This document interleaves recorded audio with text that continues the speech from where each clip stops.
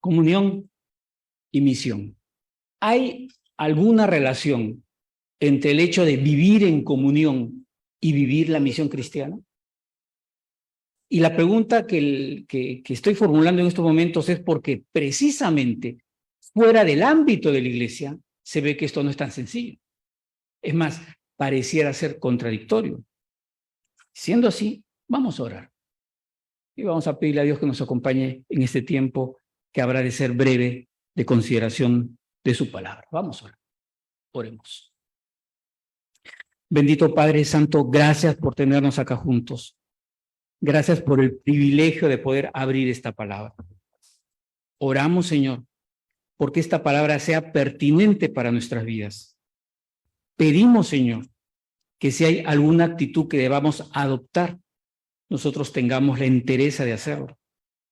O que si por el contrario hay alguna cosa en nuestras vidas que debamos dejar de lado, también tengamos esta decisión. Oramos, Señor, por nuestra comunión. Comunión contigo, pero comunión entre nosotros. Y pedimos, Señor, que tú puedas estar tocando nuestros corazones, iluminando nuestras mentes y hablándonos muy directamente para el caso de cada uno. Oramos de esta manera, humildes, esperando tu respuesta en el nombre y en los méritos de Cristo Jesús. Amén. Bueno, quizá toquemos 3 pasajes, posiblemente uno más. De hecho, nuestro pasaje es Filipenses capítulo 1, ya lo tenemos en el programa, podemos tener nuestras Biblias ahí abiertas. Pero nuestro contexto habrá de ser Hechos capítulo 16. Y es que en Hechos capítulo 16 encontramos cómo es que Pablo, acompañado de Timoteo, llega a Filipos. Filipos, que es la puerta de entrada hacia Europa, si uno viene desde Oriente. Y recordamos la historia, y si alguno quiere me acompaña a Hechos capítulo 16. En Hechos capítulo 15 ya ocurrió esta especie de divorcio entre Pablo y Bernabé. Recordemos que la dupla misionera Bernabé y Pablo. Después Pablo empieza a sobresalir, empieza a llamarse Pablo y Bernabé. Y ocurre allí una diferencia de opinión que hace que Bernabé tome a alguien llamado Juan Marcos, que es el autor del Evangelio de Marcos, y se vaya con este. Y Pablo haga una cosa muy atrevida y es tomar a una persona completamente inexperta, Timoteo, para llevárselo a su viaje misionero. Entonces, ellos están ahí en Asia Menor, al norte de Asia Menor, y tienen toda la intención de dirigirse más hacia el oriente, hacia el noreste, más en lo preciso, cuando por diversas cosas que no conocemos bien, porque no existe detalle al respecto, el Espíritu Santo les dice, no vayan por allí. Sencillamente, no vayan por allí. Ellos ya empezaron a avanzar, avanzaron hacia un lugar llamado Misia, avanzan un poco más, llegan hasta Bitinia, y allí parece que la cosa se extrema de alguna manera que no comprendemos bien, pero está ahí en el texto, pero el Espíritu Santo les dice que no deben de seguir hacia allá. Así que regresan hacia la costa. Vuelven hacia la costa, llegan hasta el mismo puerto de Troas, y allí ocurre este famoso y recordado sueño de Pablo, donde sueña con alguien a quien él identifica como macedonio, como de Macedonia, que le dice, pasa a Macedonia y ayúdanos. Entonces ahí es donde Pablo se da cuenta de las cosas, le dice a Timoteo, no tenemos que alejarnos del mar, todo lo contrario, tenemos que tomar un barco, tenemos que movernos de acá hacia Europa, y así es como el Evangelio llega a Europa. Pues bien, Pablo llega a Filipos, que es una ciudad que tiene el nombre en homenaje a Felipe, el padre de Alejandro el Grande, ¿no? De la ciudad de Felipe, en otras palabras, y ya, ahí está pues con Timoteo. Y al parecer, en la lectura después nos damos cuenta que al parecer también allí está el propio Lucas, el autor del Evangelio. Pues bien, están allí. Claro, nuestro tema no es Hechos capítulo 16. Yo apenas quiero mencionarles algunas cosas a partir de un par de versículos. Versículo 13. Pablo establece una estrategia muy interesante, porque lo que él normalmente hacía era irse a la sinagoga el día sábado, conversar con los judíos, etcétera, y sobre todo después del servicio, hacer este intercambio de ideas tratando de presentar a Jesús como aquel en quien se cumplían las promesas del Antiguo Testamento. Sin embargo, es sábado y Pablo hace una cosa que es casi al contrario, se va con las mujeres.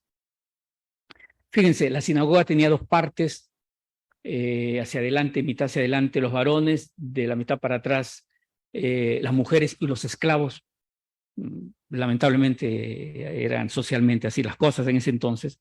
Pero Pablo, en el versículo 13, leemos lo siguiente, Hechos 16:13. Un sábado salimos fuera de la puerta junto al río. Fuera de la puerta equivale a decir salimos de la ciudad, ¿no es cierto? Toda ciudad tenía una puerta, el mismo lugar de entrada y de salida. Entonces ya están Pablo y Timoteo fuera de la ciudad. Y junto al río, llegaron junto al río donde solía hacerse la oración. Nos sentamos y hablamos a las mujeres que se habían reunido. Al parecer las mujeres tenían ahí una actitud que uno no puede entender de dónde nacía, posiblemente de una especie de búsqueda de dignidad frente a este hecho de tener que tener un lugar diferente en la sinagoga. Pero estas mujeres eran prosélitas. Ustedes saben que los prosélitos son aquellos que no tienen raza judía, pero que se hacen judíos, ¿no? Y tienen que pasar por una serie de ritos, de lavamientos, etcétera, y los varones por la semana y media a 2 semanas de dolor entre las piernas, que equivale a la circuncisión, ¿no? Pues bien, las mujeres están allí y Pablo y Timoteo se acercan a hablarles a ellas en esto que para algunos podría ser el mejor templo del Nuevo Testamento. ¿Cuál es el mejor templo del Nuevo Testamento? Me parece ¿no? Junto al río, debajo de los árboles, con el sol filtrándose entre las hojas, el canto de los pájaros, lejos de la gente, en medio de la naturaleza. ¡Qué templo!, ¿no? Tremendo templo, hecho directamente de las manos de Dios, y con el agua discurriendo delante, lo cual nos facilita, por ejemplo, el bautismo, si es que alguien ha de ser bautizado. En esas circunstancias se convierte en una mujer llamada Lidia, etcétera, etcétera. Pasan otras cosas que no tienen que ver directamente con nuestro tema. Versículo 16, que es el otro versículo que quería mencionarles, y es que otro sábado Pablo y Timoteo vuelven ahí al mismo lugar, lo cual quiere decir que ya esto es como una costumbre, ¿no? Y ahí ocurre también, ustedes posiblemente conozcan la historia de esta muchacha que tenía un espíritu de adivinación, y Pablo la libera de este espíritu y empieza todo un problema porque los dueños se dan cuenta que su negocio se viene abajo, porque ellos cobraban por la adivinación, etcétera, etcétera, ¿no? Es decir, ya existe la costumbre de reunirse con las mujeres allí en la oración. Ahora, lo demás ustedes lo conocen, yo supongo que lo debemos de haber leído en algún momento, lo que pasa, las cosas muy emocionantes e interesantes que pasan en Filipos, ¿no? Meten en la cárcel a Pablo y a Timoteo, viene un terremoto, un movimiento telúrico, se abre las cárceles, los cepos son abiertos, el carcelero quiere matarse, porque ustedes sabían eso, que si al carcelero se le escapaba una sola persona, moría cruentamente. Entonces, ellos ya sabían que si es que se les escapaba un preso, era preferible el suicidio antes que dejarse matar, porque la muerte era cruenta y lenta. Entonces le dicen al carcelero, no hagas ninguna cosa de estas, te paz, estamos acá, etcétera. Y ahí se empieza a establecer la iglesia en Filipos, ¿no? Me parece que dije Éfeso un momento, Filipos. Pues bien, pero yo quiero quedarme en esto del ambiente, en este ambiente en el que se establece la primera iglesia en Filipos, junto al río, la naturaleza, fuera de las puertas de la ciudad, en este ambiente tan en apariencia propicio para estar juntos. Y esto podría estar explicando la actitud que tiene Pablo cuando, junto con Timoteo, ya lejos, por supuesto, empieza a tener que escribir a la iglesia de Filipos. Y volvemos al pasaje, Filipenses capítulo 1. Tengo acá la versión Reina Valera del 95, dice así: Pablo y Timoteo, siervos de Jesucristo, a todos los santos en Cristo Jesús que están en Filipos, con los obispos y diáconos, gracia y paz a vosotros, de Dios nuestro Padre y del Señor Jesucristo. Doy gracias a mi Dios siempre que me acuerdo de vosotros. Siempre en todas mis oraciones recuerdo con gozo por todos vosotros, por vuestra comunión en el Evangelio desde el primer día hasta hoy, estando persuadido de esto, que el que comenzó en vosotros la buena obra la perfeccionará hasta el día de Jesucristo. Bajo el principio de la búsqueda de repeticiones, posiblemente el término que más se repite en la carta sea el gozo, o lo relacionado con el gozo. Sin embargo, esto de la comunión también se repite en varias ocasiones, y es más, es el tema con el que empieza la carta. Y empieza encontrándonos nosotros con uno de esos versículos conocidos, ¿no? Estando persuadido en esto, que el que comenzó en vosotros la buena obra, la perfeccionará hasta el día de Jesucristo. Ahora, esto que es una promesa muy concreta, nosotros solemos tomarla así de concreta, pero en términos muy en lo personal. Cuando tiene más bien un carácter comunitario, es en la comunidad y es en la comunión de las personas en las que se nos establece, se nos da la promesa. El que comenzó en vosotros la buena obra la perfeccionará hasta el día de Jesucristo. Es una promesa en contexto comunitario. No va en lo personal solamente. Es más, hay otros asuntos que apuntan mucho hacia lo comunitario en estos primeros versículos de la carta de Pablo a los filipenses. Por ejemplo, el mismo hecho de que Pablo mencione a Timoteo. Ya se menciona una mancomunidad en relación a quienes remiten la carta.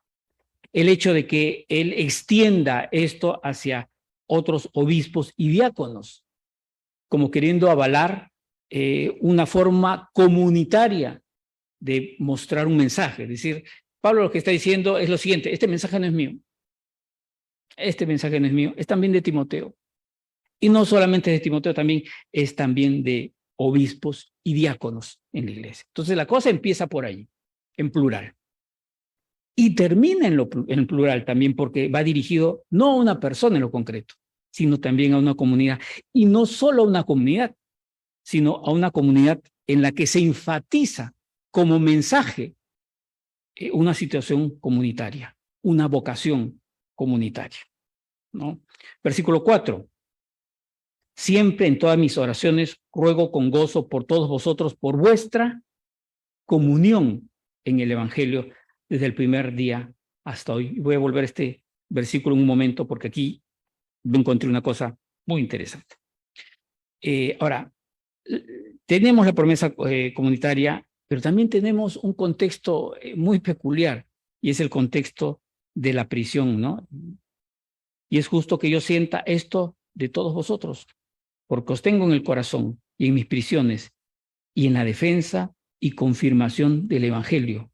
Todos vosotros sois participantes conmigo de la gracia. ¿Qué está diciendo aquí Pablo?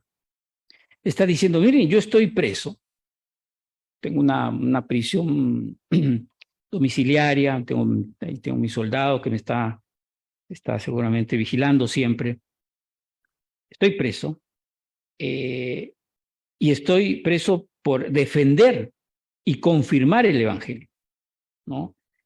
Y a pesar de esto, que pareciera ser un asunto muy en lo individual, porque el preso soy yo, ni Timoteo, ni Lucas, ni los que me puedan estar acompañando, ni estos obispos y diáconos a los que se menciona, si se tratara el caso de que lo van a visitar, son los presos, el preso soy yo. Sin embargo, este asunto nos atañe a todos como comunidad, ¿no? Porque están participando conmigo de esta gracia. Es decir, esta situación por la que yo estoy pasando, no la paso solo, la paso también en comunidad. Y aquí está presente la gracia de Dios. Le dije que iba a regresar y regreso al versículo 5 porque encontré una cosa muy interesante. Y es que cuando uno revisa el griego, se da cuenta que aquí la traducción no, quizá por razones de nuestro manejo del idioma castellano, no encaja precisamente con el espíritu de lo que en griego encontramos en el versículo 5. Y es que en el versículo 5 se nos dice, se nos habla de por nuestra comunión, y inmediatamente dice, en el Evangelio, desde el primer día hasta ahora. Sin embargo, cuando uno va al griego, uno encuentra que una traducción más estricta tiene que ver con una expresión ahí que es eitou evangelium, pero ese eito hace referencia a algo que se hace hacia el interior. Entonces, ahí debería decir algo así como, por vuestra comunión hacia el interior del evangelio. Es decir, es una comunión hacia adentro de donde está el evangelio. Y yo lo entiendo de esta manera, yo no sé si ustedes lo están entendiendo del mismo modo que yo. Es como si el evangelio fuera, pues, ¿no? El espacio amplio, ¿no? Como un diagrama de Venn, ¿no?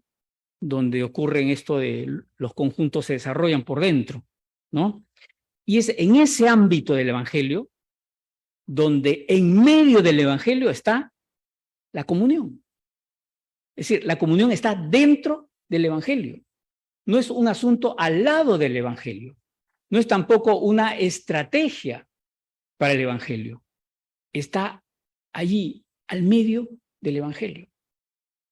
Es decir, esta comunión no es una comunión porque nos sintamos bien, porque estemos contentos o porque debamos de dar ni siquiera buen testimonio. Está inmersa dentro de lo que implica el evangelio. Y ya tenemos una conexión inmediata hacia la misión cristiana. Así que esto no está al lado del evangelio, no está fuera del evangelio, está dentro del evangelio. Sigue diciendo la palabra de Dios, no me voy a extender mucho el día de hoy. Dios me es testigo, versículo 8, de cómo os amo a todos vosotros con el entrañable amor de Jesucristo. Y esto pido en oración, que vuestro amor abunde aún más y más en conocimiento y en comprensión, para que aprobéis lo mejor, a fin de que seáis sinceros e irreprochables hasta el día de Jesucristo, llenos de frutos de justicia que son por medio de Jesucristo para gloria y alabanza de Dios. Ahora, acá lo que en términos muy generales nos está diciendo Pablo es que se nos está, que los de Filipos, los de iglesia de Filipos, deben también de hacer un esfuerzo de ejercicio intelectual, de comprender que hay en medio de este ámbito de comunión, que hay más de conocimiento y de comprensión del amor de Dios. Es decir, casi nos está diciendo lo siguiente: miren, el amor no se siente solamente, el amor también se comprende. Porque claro, cuando estamos juntos y nos llevamos muy bien como grupo social, nos queremos, nos hablamos, nos buscamos, estamos allí juntos, pero como que no razonamos mucho. Pablo está diciendo, miren, yo sé que ustedes se quieren mucho, que están muy contentos y que posiblemente siguen reuniendo allí en ese sitio tan bonito junto al río, ¿no? Donde se reunían conmigo cuando comenzó la obra.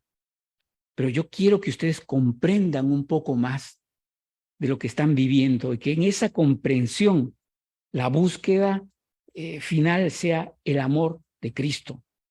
Y que en ese comprender el amor de Cristo, o sea, ¿qué implica? Incluso en términos pragmáticos, porque yo pienso que una prédica como esta debería de acabar en lo práctico. A ver si lo logramos. Y es que no debemos de ser sinceros, debemos de ser irreprochables hasta el día de Jesucristo y debemos de esperar, por supuesto, los frutos correspondientes al respecto. Les dije que iba a compartirles otro pasaje, Juan capítulo 17. Juan capítulo 17, Jesús dice cosas que me parece están relacionadas con aquello que estamos encontrando en Filipenses capítulo 1. Y es que en Juan capítulo 17, cuando Jesús ora, y es la oración final de Jesús antes de entrar a todo este proceso que implicó su muerte, dice algunas cosas que me parece pertinentes y están relacionadas con aquello que estamos tratando esta mañana. Del versículo 16 en adelante leemos lo siguiente. No son del mundo. Ojo, estaba orando por sus discípulos.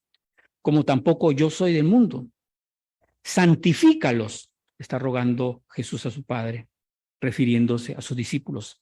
Santifícalos en tu verdad. Tu palabra es verdad. Como tú me enviaste al mundo, así yo los he enviado al mundo. Por ellos yo me santifico a mí mismo.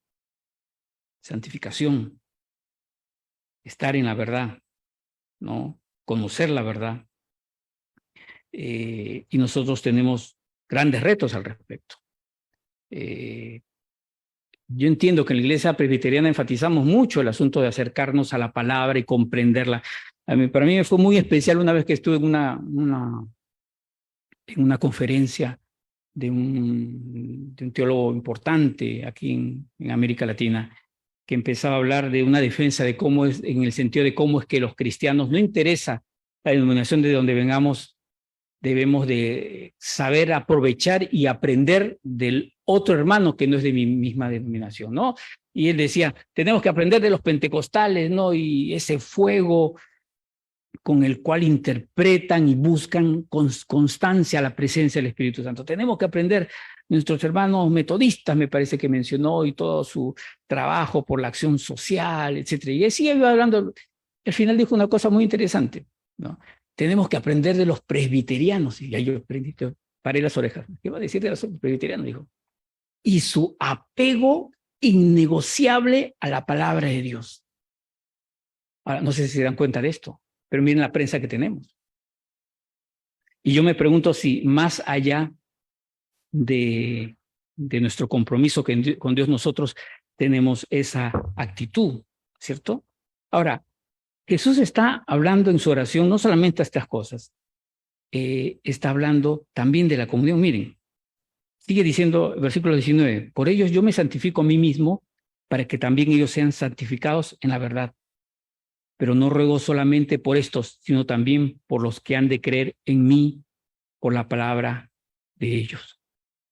O sea, esta posibilidad de cerrarnos, ¿cierto? Le estamos pasando muy bien, nos cerramos y dejamos cualquier perspectiva de misión. No vemos la misión porque sencillamente nos hemos encerrado en el hecho de que estamos pasándola muy bien. Esta situación Cristo la rompe. La rompe, le hace un agujero por allí, porque Él está pensando en los que han de creer, dice, ¿no? Y se supone por la palabra de ellos, es decir, por la palabra nuestra.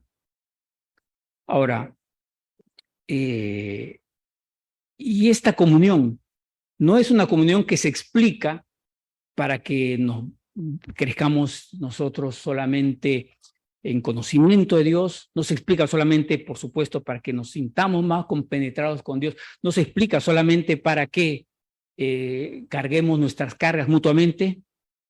Cristo dice lo siguiente, que todos sean uno, como tú, Padre, en mí, que sean uno en nosotros, para que el mundo crea. Para que el mundo crea. No es para que la estemos pasando bien entre nosotros. No es solamente para que nos sintamos más compenetrados en la presencia de Dios, sino para que el mundo crea. Y allí está la diferencia. Nuestra comunión no puede ser como la de cualquier grupo social. Nuestra comunión es para que el mundo crea.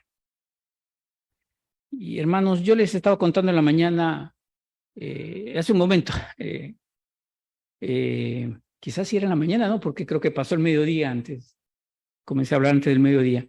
Respecto a esto de la iglesia donde se me invitó, ¿no? Hace ya eso como 30 años, ¡uf! ¿Cuánto tiempo? Y nunca me olvidé la actitud del pastor, ¿no? Que yo me acerqué y pastor, vengo por primera vez, y me dio la mano y me dijo, mucho gusto, y se fue, ¿es cierto? Porque nosotros podríamos pensar, esas cosas no pasan en la iglesia presbiteriana, ¿no? Nunca nos pasaría, nunca nos habría pasado, ni nos pasa ni nos va a pasar. Pero yo tengo que contarles algo. Esa iglesia a donde yo llegué por primera vez hace como 30 años, mientras estaba en la universidad, era esta. Era esta. Ahora, Por favor, no empiecen a ver a los pastores, ¿ah? No era ninguno de los dos pastores oficiales que tiene esta congregación era el pastor de esa iglesia. Ninguno debe ser el pastor de la iglesia, ¿ya? Y por supuesto no vas a mencionar nombres. Pero a veces la pasamos tan bien que es difícil, ¿no es cierto?, que otro entre, ¿no? Y no pensemos que estamos nosotros exentos de este tipo de posibilidades o de caer en errores de este tipo. En estos domingos se está programando, y hoy también, ¿no? Hay una actividad después. Se está invitando a algunas personas dentro de la congregación para conversar respecto a esfuerzos que haga la iglesia por áreas, ¿cierto? Ahora, yo quiero que veamos esto como la práctica a la cual debamos de aterrizar el día de hoy que estamos considerando esta parte de la palabra de Dios. Porque comprometernos dentro de un trabajo con otros alrededor de la misión cristiana, ya estamos viendo, tal cual nos lo dice Jesús, no es optativo. Es algo por lo cual Cristo no solamente oró, sino que murió. Así que yo quiero dejar delante de ustedes este reto y esta posibilidad. Yo no sé si sea el caso, pero también podría ser el caso de que en algún momento se reúna algún grupo de personas que viva por un sector más o menos junto por acá y se les esté animando. ¿Por qué no hacemos unas reuniones allá? Ustedes hacen una reunión y alguien lo vaya a tomar. Uy, ya me están votando. Ya me están votando de la iglesia porque me están diciendo que esté pensando hacer algo en otra parte. Bueno, bajo la perspectiva de fuera de la iglesia, de repente, posiblemente. Pero desde la perspectiva de Cristo y de este mensaje, no es así. No es así, porque Dios quiere y Cristo quiere que seamos uno para que el mundo crea. Ahora, y con esto acabo, espero no demorarme más de 2 minutos. ¿Ustedes recuerdan esa parte donde Jesús insta a sus discípulos en Mateo capítulo 11, me parece que dice, venid a mí todos los que estáis trabajados y cargados, yo os haré descansar, llevad mi yugo sobre vosotros, aprended de mí? Eso tiene una figura que viene muy del ámbito rural, ¿no? Y a mí me gusta, ¿no? Ya se han dado cuenta que me gusta la naturaleza y el ámbito rural, ¿no? Y es que cuando se colocan 2 animales para que puedan arar, se coloca la yunta. ¿Ustedes recuerdan qué es la yunta? Porque es esta madera que se le pone. Nunca se coloca a 2 animales expertos. Siempre se coloca a uno viejo que tiene experiencia y otro que está aprendiendo. Si colocamos a 2 que están aprendiendo, le seguro que el surco le va a salir más una S, ¿cierto? No les va a salir derecho. No le va a salir derecho. Y más bien el más fuerte y el más viejo guía al otro. Fíjense, a nosotros vamos a la iglesia y decimos, carambas, no tengo con quién compartir, tengo una carga, carambas, qué bueno sería que el pastor me pregunte si estoy bien o si estoy mal. Y no nos damos cuenta que precisamente allí también, en la comunión, nosotros, es que encontramos al otro amigo que puede sostener la carga que nosotros solos no podremos sobrellevar. Así que hay una serie de bendiciones en el hecho de entender la comunión como misión también. Así que estamos misionados, por favor. Estamos misionados a que nos busquemos, pero que nos busquemos para que el mundo crea. Y que nos busquemos, como nos enseña Pablo en Filipenses, dentro del ámbito mayor de la misión. Nos habló de la evangelización, que es posiblemente el ámbito más conocido de la misión. Ustedes ya saben que acá no manejamos la evangelización como único tema de la misión, ¿no? Estamos dentro de la misión. Estás tú mirando la manera de sentarte, conversar, compartir, hacer comunión con el hermano y con la hermana alrededor de la misión de Cristo.